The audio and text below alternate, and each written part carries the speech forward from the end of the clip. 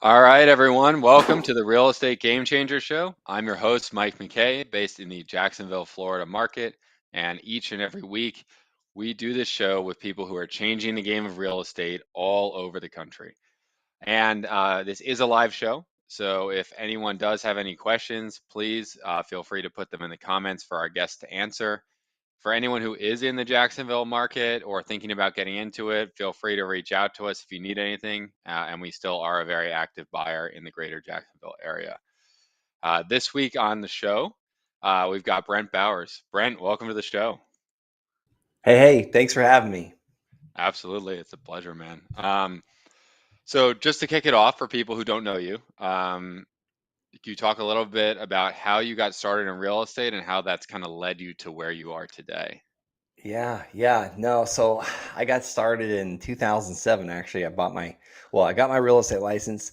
I bought my first rental property, got married, and then moved to the coast. I was in the lawn business actually before Hmm. real estate. I started in that in middle school and left all that, and about a year and a half later was broke as broke could be and super high debt and couldn't afford rent anymore. Had to ask my in-laws to move in with them in their 900 square foot house, me, my wife, our dog.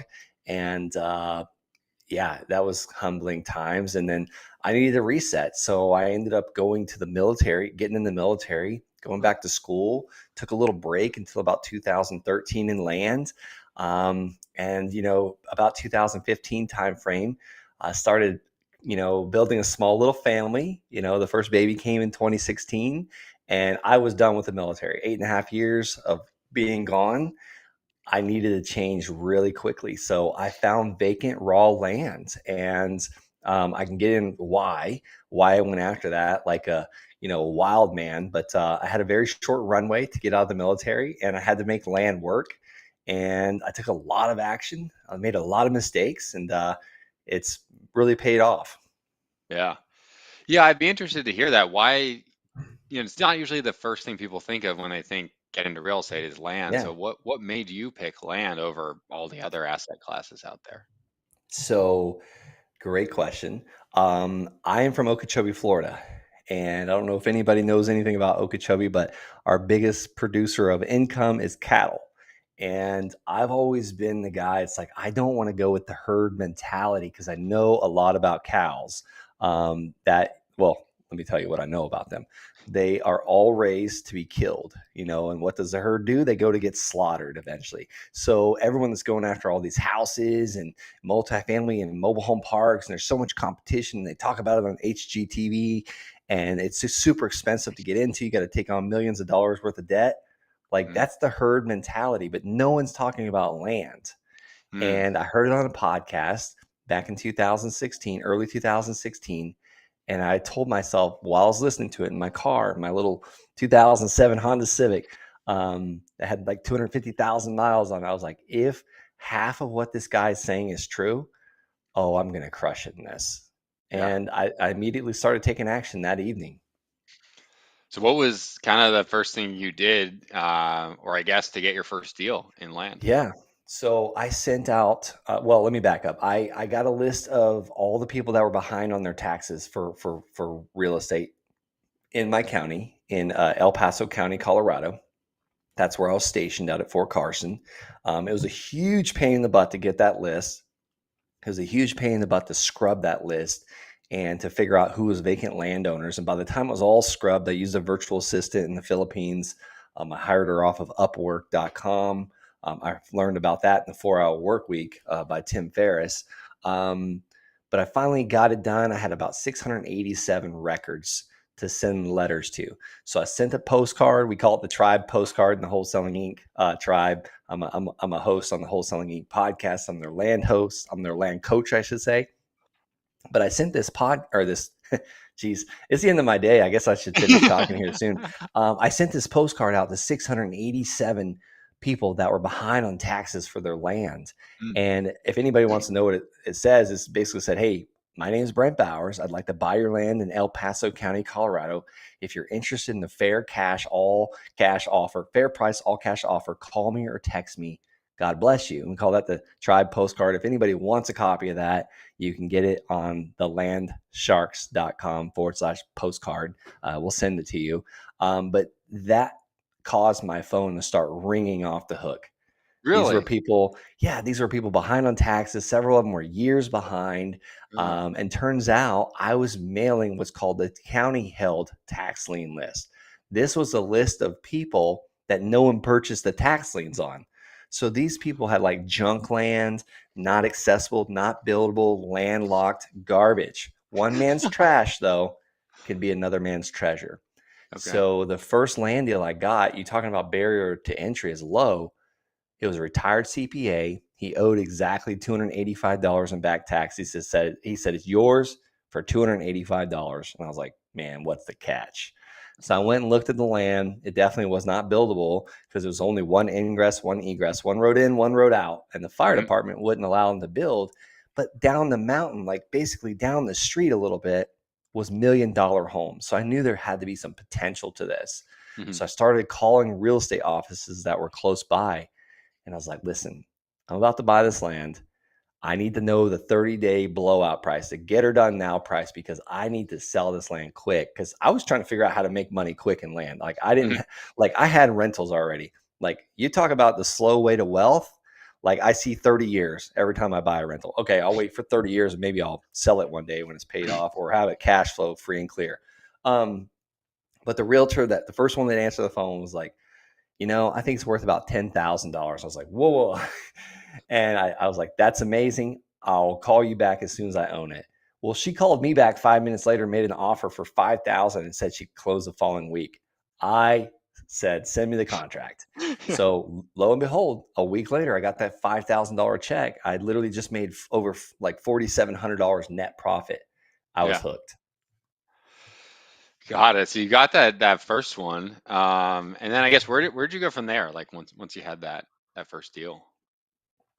Great question. I actually did another land deal the following week for someone else that called me. She Hmm. sold me this parcel of land. It was almost 5 acres, really close to Fort Carson, Colorado. But here's the catch: it was landlocked. And Okay. I didn't know. I was too, like, honestly, I was too dumb to understand what that even meant. It was surrounded by state park land.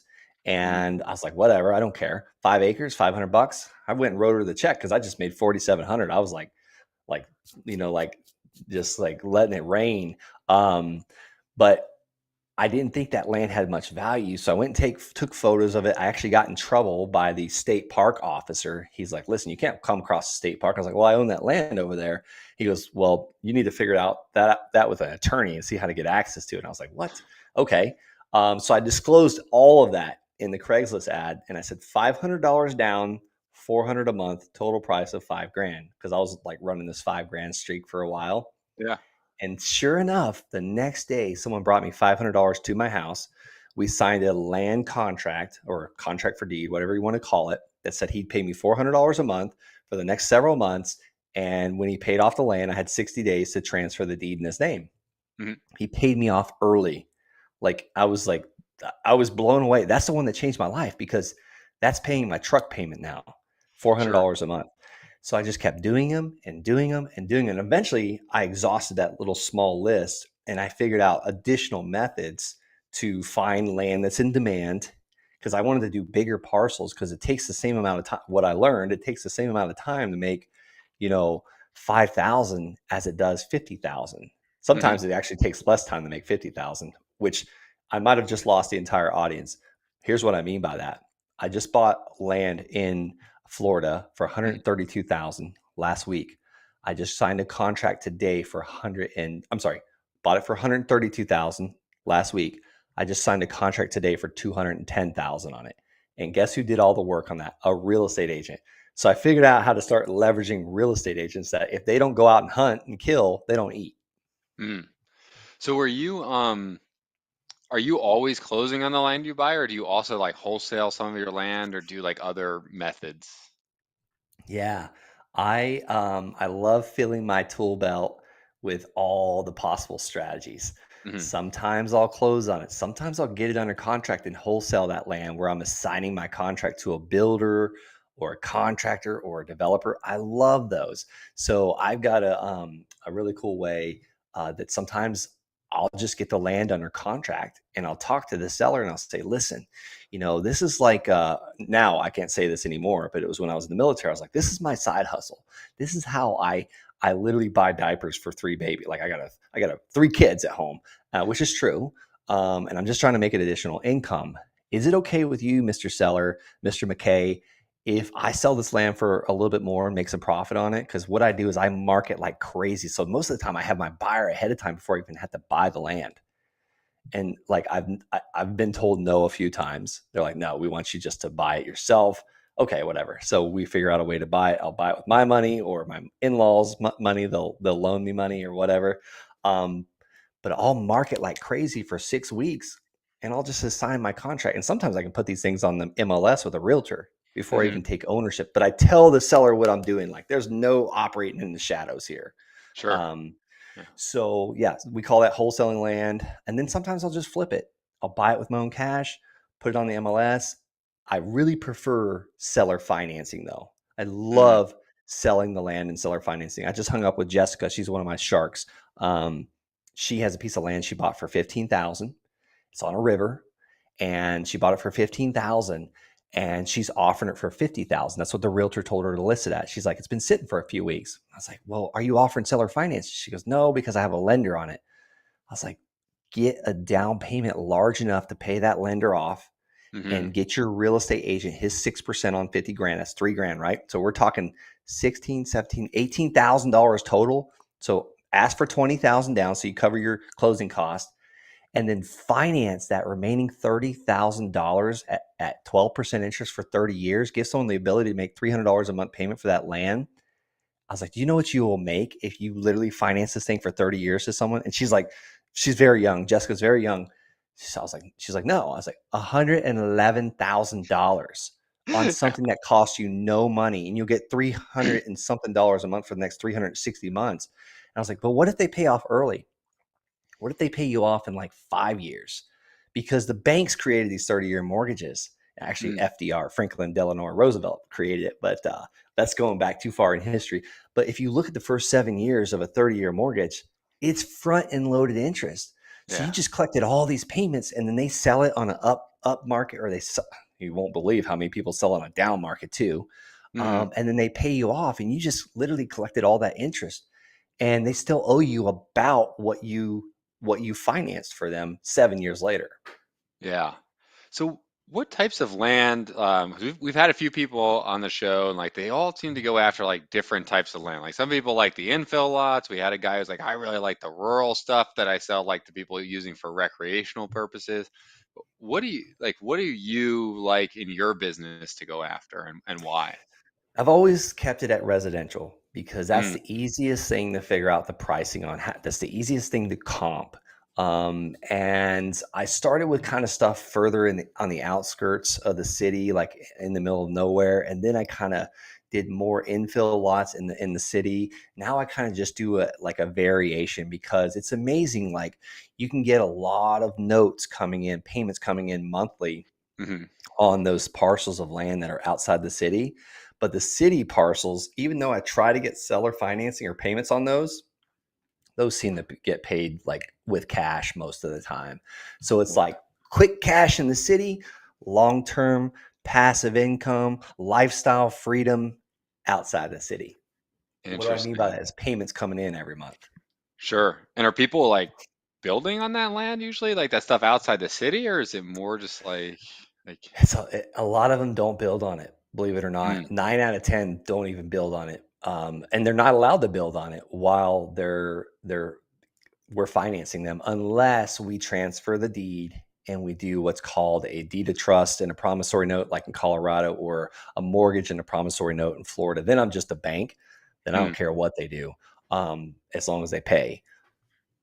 Why do you do the land contract for people who don't actually, let's back up. Yeah. For people who don't know what is a land contract or a contract for deed and why do you use Great that? question. Yeah. Great question. I'm doing less and less land contracts and contracts for deed because they're riskier. They're Mhm. riskier. And what do I mean by that? You can do a backflip off of my roof, Mike, and if you break your neck on my roof or off my roof, you can sue me as a homeowner and my insurance company, but you're probably not going to be able to sue my bank because they're the Mhm. lender on it. So that's kind of the way I think whenever I sell a piece of land. I prefer to just be the bank. Now, land contract for deed, it's a little easier to take the land back in that situation because 99% of the time, if someone stops paying you, they're not going to go to court and fight you on it. You just simply do a cancellation of contracts and certified mail. Now, really, anybody listening to this, you want to talk to a very smart foreclosure attorney when you're going to sell or finance something, Mhm. and go off of what the attorney said. Like, obviously I'm not an attorney, but I'm just thinking more less risk. Like, we're always trying to figure out how to mitigate risk. And now that I'm doing more expensive parcels of land, they're giving us a bigger down payment. And if I don't care about credit, I don't care about job, if they can come up with a large enough down payment, that usually keeps them paying for the land until it pays off. Sure, because they're already got into it for a lot, so they don't want to Oh yeah. lose that down payment. Yeah. Yeah, they're building equity, they're building their principal paying down, things like that. But the biggest like there's a dirty little secret in the land business, and really anything on financing, whether it be lease option or seller financing. A lot of people will stop paying, but the higher the down payment you get from someone, the less likely that's going to happen. Sure. Yeah. And then I know you started off pulling that kind of tax lien or tax delinquent list in that small market. I'm sure your marketing may or may not have kind of changed over the years. So how has it evolved over time to where you are today? Yeah, I went from caveman knuckle dragging to very sophisticated. Now, basically, what I do now is I really focus on areas that are in demand. Mm, Like, and what do I mean by that? I want to see stuff selling on Redfin and Zillow. That helps me price it out. That tells me what it costs per acre. That tells me what it costs per square foot. It also tells me what size parcels in demand and what area. And I'll go down as micro as far as the neighborhood. mm, I want to get micro. Real estate's micro, very micro, and it could change across the canal as far as the price of what a piece of land's selling for. And then the third thing that it's evolved into is I can see who's listing this land that's sold, who was bought by. That's the buyer's agent. And those are my boots on ground. Those are my subject matter experts in that particular neighborhood. And mhm. that's like powerful. I mean, that's worth $1 million right there. And it took me years to figure that out. So are you kind of using those people as a resource set, just looking at maybe like who's bought, who's represented a lot of the land sales, and then if you're Yep. unsure on a deal, you kind of reach out to them, or? Yeah, I always reach out to one of those land specialist realtors in that neighborhood, before I pull the trigger, before I buy it, and I want them to list it for me. I hope maybe they even have a buyer for it, and I don't even have to buy it, and I just assign that contract to their buyer. Mm-hmm. Gotcha. And then you said like, you look at those areas to see what's in demand. Some people listen to the show, they kind of know what in demand means for houses in terms of days on market, but what are you looking for in land? Like what stats to know that, hey, okay, I like this area, I should go after I want to see land selling in that area. I don't overcomplicate things. Land investing is easy. Land investors get complicated. So, I mean, I just talking to a data analyst earlier. I was like, oh my goodness, like, he's got to know everything, the medium income and how many school buses go. I'm like, goodness gracious. Like, I this. would never ever do a land deal if I tried to figure out all of that. Yeah. And then you asked more about the land contract or the contract for deed. I just want to Yeah. break that down really simply for someone. Mike, you're going to buy this piece of land from me for, I don't know, $5,000. You're going to pay me $1,000 a month for 5 months, at 0% interest. When you pay it off, I got 60 days to transfer that land in your name. That's it. Like, let's not overcomplicate the contract for deed. Yeah. And the advantage there, I mean, it's different in all states, but the advantage tends to be just one more time for people. I think we glossed over it a little bit. With land contracts, it's easy peasy lemon squeezy. I mean, you can just fill it out, and you don't have to go through a title insurance company to get it sold. And title insurance companies won't do a land contract, so they will do the note in the deed of trust or the promissory note in the mortgage, depending on Hmm. what state you're in. So I love that. They generally charge $150 for those documents. And if I charge my buyer a $375 document fee, it's paid for. Yeah. Cool. And then I know you said you like to target areas where land is selling. I know you don't like to overcomplicate it, but like, is there just like, I want to see like a certain amount of transactions in a certain amount of time, or like, is it? Yeah, I mean, it varies because I've done some super awesome home run deals where only three parcels of land have sold in the last 30 days. And Mm, then there's some areas where it's like, I made, I call them base hits, like five, six, seven, $8,000 per land deal in this area, but you see 35 parcels of land sell in 7 days. yeah. That's just like because it's really like those are usually cheaper areas that are selling on a faster volume. So really, here's where you make like here's probably the best gold I can give right this second is where there's uncertainty in a market where you're like, I'm not sure how much this price per acre is because one over here sold for this much, one over here sold for this much. Like it's all over the place and there's not a lot of solds. That's where we make the biggest profit land deals. And I mean like over $100,000 profit land deals. Because Mm, if the comps are uncertain, the seller is going to be uncertain, the realtor is going to be uncertain, and then me as the buyer, I'm going to be uncertain. So guess what? I'm going to get it for even less because I'm nervous. I want a big margin of safety. I want hmm. room for error. So I got to get it cheap. So Yeah. that's where I hit them out of the park. And what are some things if people are thinking about getting into land, like, what are some due diligence items that they may want to do if they're actually like going to close Yeah. on it themselves? I got a really cool cheat sheet. If anybody wants to go to the landsharks.com/DD, and that's due diligence or Delta Delta. But you want to know like what's the access? Is there road access? Is it dirt road access? Is it landlocked? Is there well and septic? Is this where I'm going to have to dig a well? How far down is that well? What does that well cost on average in the area? Is there electric close by, or is this an area where sewer and city water and electric's already at the lot line? I mean, those are easy peasy. Sure. And then you're just making sure to compare it to properties that have the kind of similar features or understanding at least what it would kind of cost to put that in, or You got it. You're dead yeah. on. Absolutely. Because you got to compare apples to apples, not apples to oranges. And then I think like the seller financing thing with land is pretty interesting, right? Like, because a lot of people they want to do both, right? They want the cash now, but they also kind of want to like passive income there. Well, Yeah. what percentage of your stuff are you kind of selling seller finance versus, hey, like I want my money Yeah. today? Lately, it's been a lot of cash. Even though I'm like seller financing available on all of our signs, on all of our websites and the listings. Lately, like the last four parcels in the last couple of weeks have been all cash. Hmm. Even though I'm like, oh, about to get a seller financing note. The last one was a couple months ago. I shouldn't say a couple months ago, about a month and a half ago. We bought it for 40,000, sold it for 90,000. Hmm. The buyer came in and put a $5,000 down payment, and he's paying us $946 a month for a little over 15 years at 11% interest, or 11 or 12%, one of those two. And here's the thing: I didn't have the 40,000 when it was time to close on that land deal because I spent the money on another land deal because this one took a while to close because it was Hmm. going through probate. Hmm. So I kind of forgot about it, even though we found the buyer already ahead of time. He's like, I'm ready. I got 5 grand and I can, and he even sent like pay stubs and W-2 information. We're like, this guy's gold. Um, so it was time to close.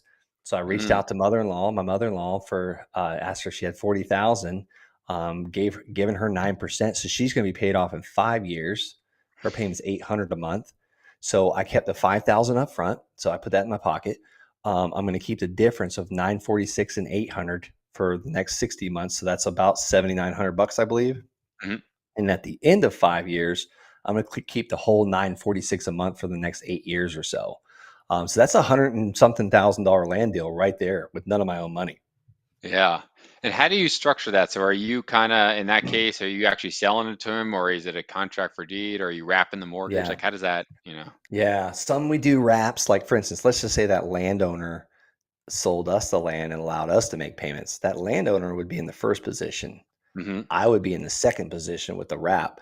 Now, this case, my mother-in-law is in the first position Mm-hmm. for the 40,000. And what's really cool is, as my lender, now we never touch the money. It goes directly to the title company. She gets a lender's title insurance policy, and we sold the land for 90,000 and she's got 40,000 into it. So she's less than 50% loan to value. So if I stop paying her, she can take the land back and have that buyer. That'd be a really awkward Thanksgiving dinner that coming year. But you know, she's got that. But here, like, oh yeah, back to the contract for deed. So she's in the first position. Mm. I gave that buyer a contract for deed. Okay, gotcha. And as far as ways to sell land, you've mentioned a few things, but what's your kind of tactic, Yeah. different channels or strategies to sell it once you have Everything I can possibly do. My number one go to is I have a land specialist realtor list it for me. it? Hmm. No, my dad, he's done this. He's done about 50 land deals now. He loves or Facebook Marketplace and Facebook buy sell groups, and so do I. You get a lot of activity on those. You gotta kind of weed through a lot of traffic. A lot of tire kickers. Hmm. Craigslist still works to this day. Um, Neighbor letters. I was just talking to another gentleman. He lives on the Chesapeake Bay. He wants to buy the land next door to him so bad, but he doesn't know how to get in touch with the owner. So, Hmm. and I've sold so much land to neighbors that are like, I've wanted this land for 10 years, but we just didn't know how to go about buying it. And Hmm. you sent us a letter, or you sent us a text, or you called us. So, neighbor letters. Signs. I don't care. Don't overcomplicate this. You go get a black, I was looking for my marker. You get a big black Sharpie marker and write on these white corrugated plastic signs that put 282 a month, land for sale, phone number. Your phone's going to ring off the dadgum hook. Huh. Yeah, it's interesting, right? And then as far as the marketing to get the properties, I know originally you sent direct mail. What are you doing these days to acquire? Yeah. So I talked about the postcard. That Yeah. postcard, I've bought probably $1 million worth of property with it. I've got something way better than that now. And I've triple split tested this against postcards, against checks. I call it my LOL, my land offer letter, because every time I get one back, I laugh out loud. So we send the LOL out, and I talked about the neighborhood. Mm. I'll micro down to that neighborhood. Now, and today I'm going to mail the half acre parcels. And how Mm. am I going to figure out what the prices are? I'm going to look at what the half acre parcels sold for. I'm going to put my profit of 10 grand per, and then I'm going to backwards plan or reverse engineer what I need to offer. Sometimes it's 50 cents on the dollar, sometimes it's 32 cents on the dollar, sometimes it's 82 cents on the dollar, depending on where it's at. Mhm. Um, so I send those LOLs and they come back to my inbox, and I negotiate with the seller sometimes via email. And once they sign it, we send it to the title company. Like, we talked about where I live here in Florida, just bought a piece of land for 15,000 over email and sold it for 30,000. Yeah. So that's my preferred way. And if anybody, you know what, let's give the Game Changer show this LOL. If you go to thelandsharks.com/LOL, you can have a copy of that. It's working better than postcards and checks. Like, when I say checks, I'm not sending checks out. It looks like they're getting a check in the Yeah. mail. So they open it. So people, do they physically sign it and send it back to you, or is it just like, hey, go here to like DocuSign or something, or how does it? No, we don't overcomplicate that. Like, they sign it and they'll email it back. Sometimes they'll take a picture and text it back to us. Sometimes they'll Oh, fax it back sure. to us. I use myfax.com. It's $9 a month. Sometimes they'll just send it to us in the United States Postal Service mail. But now, if it's like every once in a while, you'll have some sellers like, well, I need to change this, that, and this. So then we'll DocuSign them one. Gotcha. And some people, I'm sure, also just kind of call you from that letter if they want to. Oh yeah. I mean, sometimes they Appreciate it. just want to call us and tell us how bad their day's going too. Yeah, yeah. We have that. Cool. So you do a lot of mail. I mean, any other marketing methods for mail, or you just keep it simple? Keep it simple. This is a lifestyle business. I don't like a lot of guys spend their days texting and cold calling. That's not for me. That's not what I got into this business for.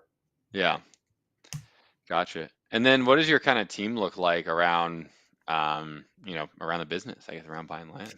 Yeah, we keep it pretty lean. We bought the office and had about 15 people at one time, and that was not the lifestyle business either. So I realized I did that for my ego. Mm, Um, and I was doing TV ads and all this stuff and radio ads. And I was like, what am I doing? Like, I'm spending a fortune. And if I don't do deals for a couple weeks, then I'm like running out of money. yeah, So we rented out the office and we kind of downgraded or downshifted quite a bit, and then I now have an executive assistant, an accountant, and a part-time acquisition manager. And that's the whole team. gotcha. And then, yeah, in terms of acquisitions, I mean, I don't know. We know that, I mean, we send out mail in the home buying business, obviously, which is what we do. Pretty low response rate. I mean, I think we're sitting around like 0.2%. If we hit Yeah. 0.3, we're pretty happy with that. You have a party, a pizza party. It's pretty much. Yeah, it's pretty good. So like, are you um yeah, I've heard people say like land is less saturated. I'm spending less per deal. Do you find that to be the case in the markets you're in, or? Absolutely. Yeah, Yeah. I'm about a 8x on my Wow. letters. And I send about 500 a week is what it averages, so 2,000 a month. That keeps my deal flow steady. And I got to send in some areas right now. I just did the numbers. It was about 1,100 per deal, 1,100 land offer letters per deal. Wow. That averages about 10 Er, 10,000, not including the interest that we'll make on the loans. That's just quick cash collected. So I do cash Wow. collected and Yeah. accounts receivable. Yeah. Right, because you got kind of your passive income side of the Yeah. business. Wow. 1,100 bucks for a deal. I wish I could get that on houses. No, it's less than that Yeah. because it's about 80 cents a letter. Oh, I just assumed $1 a letter. Okay. Wow. No, no, Yeah. no, no. And I'm not doing the letters. I use a program called Pebble. Man, it's the best thing since sliced bread. Like, the owner will do a call with you. I have an affiliate link there. They'll give you a $50 mail credit and a 14-day free trial if anybody wants to go to the landsharks.com/CRM. Jesse, the owner, or his partner Kevin will get on a call with you and walk you through how to start land investing. And they're both land investors as well, which is really cool. So you pretty much exclusively do that land offer letter, and you kind of, I guess you said you go in every what, week or day, and then kind of price an area and just put a percentage of what you think you'll sell it for with your Perf- spread, and then on a that's good it. week every day. Yeah, a good week every day. How much time do you have to put into researching like different areas every day? You get so fast at this. I mean, I did one the other day personally myself. I've got Sam helping me with it, and he's a young engineer. Like, he travels the world. He develops sprinkler systems for commercial buildings. So he's way Huh. smarter than me. I find people that are smarter than me. That's been my secret weapon. But I did one the other day. I went into a new market. It took me like, I don't know, 20 minutes to price everything out and send letters. Nah, maybe 25. I had to get a little coffee or something in the middle of it. And do you hit the same area over and over like people do in the home buying business, or do you kind of just jump from area to area? Yeah, I mean, you when you go out on a date, you just go on one date? No, you got to go on multiple dates. I mean, I'm going to hit that area until like it no longer exists, especially if I do a deal in it. But you should be prepared to hit it a minimum of 3 times. Mm, Every 12 weeks is what I've found is really good.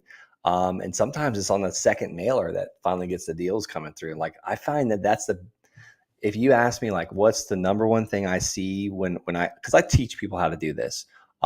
What's the number one I see people like failing is they don't try long enough. They don't send enough letters. They don't send it long enough. And I would have failed too in the beginning if I didn't do it, Mm. because I talked about that postcard.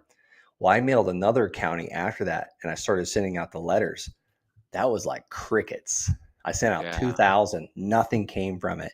So I sent out another couple hundred and another couple, like, cause I was like, I can't afford to keep sending 2,000 at a time. I was broke back then.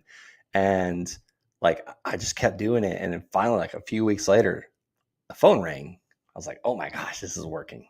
And I Yeah. bought 13 parcels of land from that person, and it was an LLC. And so many people were like, I don't mail the LLCs or the trust or any like the incorporations.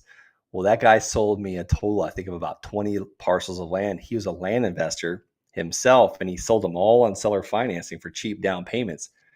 Huh. Everything that he sold me was stuff he repossessed or canceled his contract for deed. He was already profitable on all of them.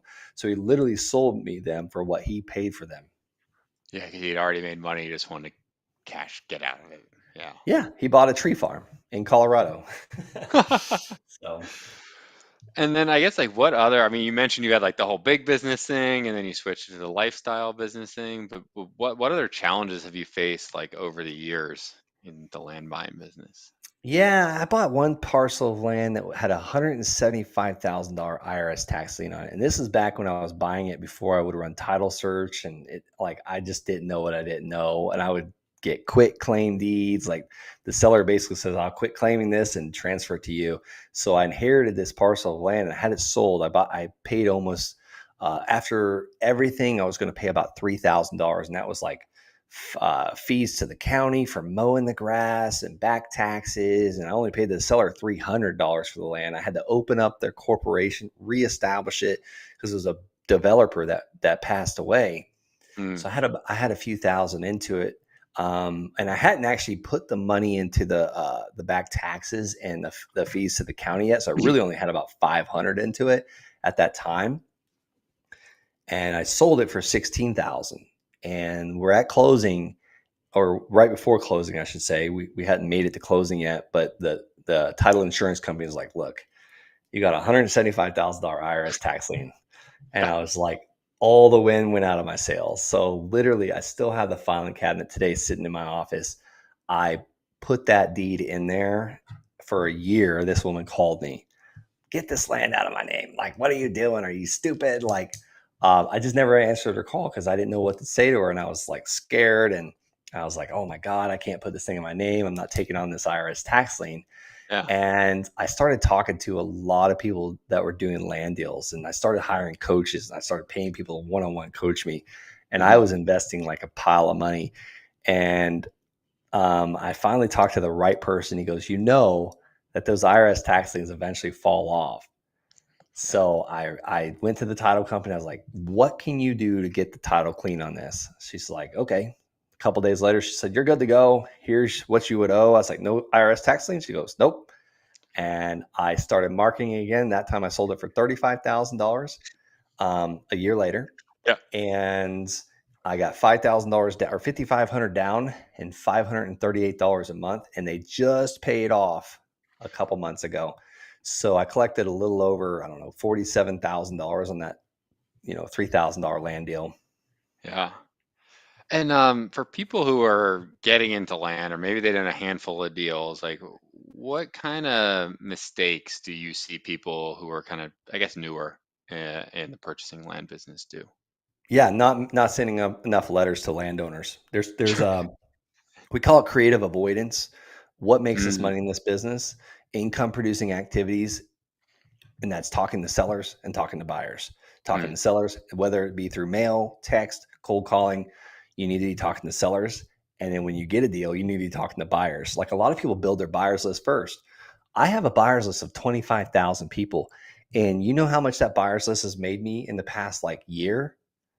Nothing. You know how much it's cost me? About $350 a month to have it hosted on MailChimp. So the other day, we just lowered our MailChimp subscription to nothing because I deleted all those contacts. And I said, we'll upload them when we're ready to use them. sure. Like, a lot of people like build these big buyers lists and they don't have a deal. Like, Yeah. because I get the calls all the time. Hey, can I put you on my buyers list? Yes, please. Sure. Do they ever send me deals? No. Do you buy any deals from land wholesalers? Heck yes, please send me everything you got. If I'm not a buyer for it, I probably have a shark in that area that will buy it from you. Sure. Is that Preferably Florida, and I like 50 cents on the dollar and I like the title to be clear. I'm just kidding. oh, what's wrong? Nothing wrong with 50 cents on the dollar. Yeah, no, I wasn't kidding about that. Yeah, that's a real metric. Yeah. So, does a lot of land trade on kind of like the way houses do wholesale, or does a lot of it just kind of more get, you know, you've talked a lot about like actually buying it and selling it. Like, I just don't know what it compared like houses a lot get wholesaled, right? But I don't know how it works in the land business if it's this common. Yeah, you can wholesale land in the land business. I haven't been able to buy all this stuff myself, so sometimes I'm out. Like in the beginning, I'd be out of money quick before I started having private lenders come and want to lend me money. Because when my friends figured out what I was doing, they're like, "You're doing what?" I've got $80,000 sitting in an account, and I'm like, well, would you like to make 8 to 9 to 12% on it, depending on the deal and how long I'm going to use your money, secured by real estate at less than 50 cents on the dollar. Um, and I've been getting lenders that way. But I would, when I didn't have those funds, when I didn't have the $80,000 to buy it, I would just figure out who has bought land for cash in this area in the last 6 months. And I would literally call them, text them, find them on Facebook and say, hey, I've got a piece of land right down the street from the one you just bought. You want another one? Yeah. So kind of similar model in terms of dispositions to wholesaling a house. Very similar. Yeah. Um, what other challenges have you faced over the years? I think you said you've been buying land since 2015, right? So Yeah. there's probably Early some other things that come. 2016. Yeah.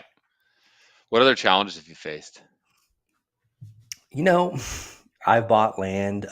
One challenge I bought this piece of land for $300 on the side of a major highway. And it used to belong to the HOA, and it was in a metro district in Colorado. Hopefully, they're not listening. But they had their sign on it for the golf course, and I own the land that the sign was on. So I had to send them a letter from my attorney saying I didn't allow that sign to be on there, so I didn't give them permissive use. And then they tried to say, well, you can't have a sign on there either because I have my sign. Because anytime I buy roadfront land, I put a sign on it to Hmm. advertise my other land, like a billboard as big as I can get. And then they Oh, tried to charge me like many years of back HOA fees. So me sending them that letter almost opened up a can of worms. And I said, like, okay, how about we just, you know, like keep that permissive use so that I'm not allowing it. But over the phone here, you just leave that sign and you leave me alone. yeah. So we did. Another time, another funny thing happened. I bought 58 acres Uh-huh. and I put a 58 acres in a landowner district, landowners association. I put another sign up and I was selling land left and right with this sign on this high on the interstate 25 in Colorado. Hmm. And this sign was worth every bit of like $300-400 a month to me at least. And I got a call from a landowner and he's like, hey, get your sign off my land. And I was like, brother, I own the 58 acres that sign's on. Are you kidding me? And he's like, no, you don't. So I was like, this guy, he's got some nerve. So I looked on the assessor's parcel map and the GIS map. And sure enough, there's a little triangle outside of our landowners association, just next, like literally within 9 feet of my land. And I was like, this guy was right. So I call him and I ate dirt. And I was like, you were so right. I'm sorry. Can I pay you monthly to leave it up? And he's like, no, brother, like, come have lunch with me sometime. Like, I appreciate it. So my sign's still there. This is years ago. Huh. He's allowed me to leave it, but here's the caveat. Here was what was funny that happened. I got a letter from that landowners association the following week after I figured all this out saying, remove the sign. You're breaking, like, because landowners, they could put a lien on my property and take it. What is Like, a landowners association? it's I've like a never heard of that. HOA for land. Okay.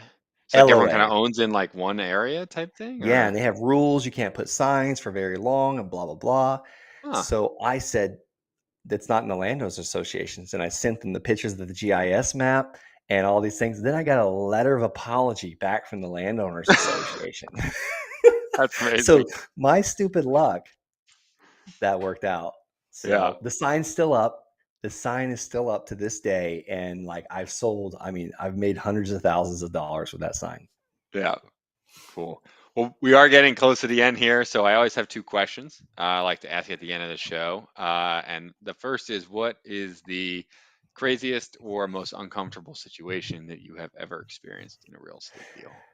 Yeah, land's pretty boring. You know, like we sold a piece of land. I have a couple, but I'll tell you the quick one.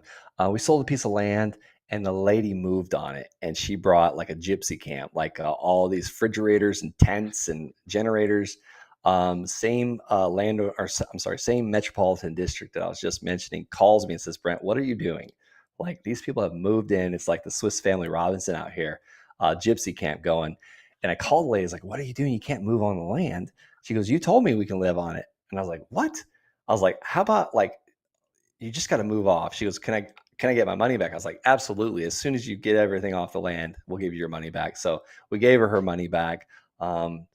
Second story, we actually made an offer on a house where the person died in it and the dog was eating him. So that's probably the grossest one ever. But we Oh, didn't get the house. yeah.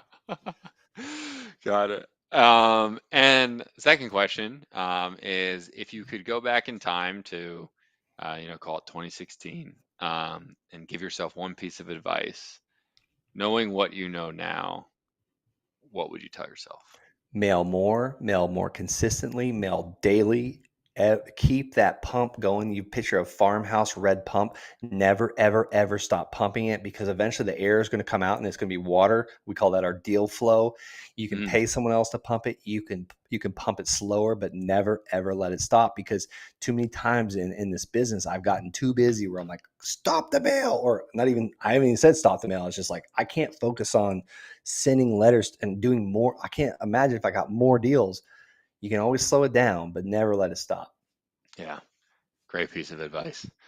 So if people want to reach out to you after the show, or I know you have a coaching program as well that's based around land. How can they go about reaching you or learning more about that? Yeah, the easiest thing, you can call me on my cell phone, 863-801-6959, or text me. We can set up a call, whatever, or go to the landsharks.com. You can fill out the application, schedule a call that way. But guys, like if you're not committed and you're not like ready to jump into this with both feet, like I only have 24 hours a day. I have 3 children. Like, don't waste my time. That's all I'm saying. Let's if you're serious about changing your life like it changed mine, then let's talk. But I got so many people who are like, I don't have an hour a day or I don't have any money to put into this. Well, then watch my YouTube channel. Like those Yeah, are you could do land deals by watching my TikTok and my YouTube channel. cool. Awesome, man. Well, thanks for being on the show. I appreciate it. This was awesome. God bless, man.